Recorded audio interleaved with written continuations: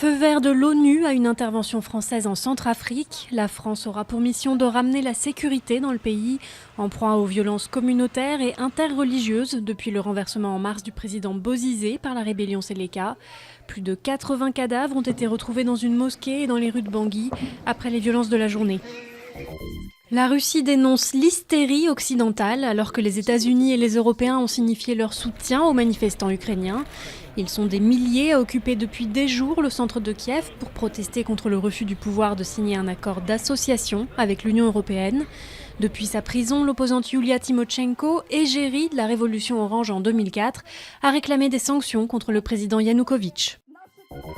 Les enseignants battent de nouveau le pavé contre la réforme des rythmes scolaires. Soutenus par une partie des parents seulement, ils réclament son assouplissement, voire pour certains son abandon. La réforme est mise en œuvre par 17% des communes depuis 3 mois. Les autres y passeront à la rentrée 2014. Les Goodyear ne désarment pas devant leur usine d'Amiens-Nord, promise à la fermeture. 300 salariés ont bloqué le dépôt de pneus, rejoints par des employés de Valeo ou Sanofi, également touchés par des plans sociaux. La CGT appelle à un rassemblement de tous les salariés menacés de licenciement le 2 janvier, devant le ministère du Travail à Paris.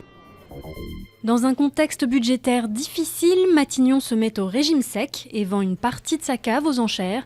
Une cave 100% française, composée essentiellement de 2e et 3e crus, avec quelques bouteilles d'exception, comme un Romanée Conti de 2004 estimé à 5 000 €.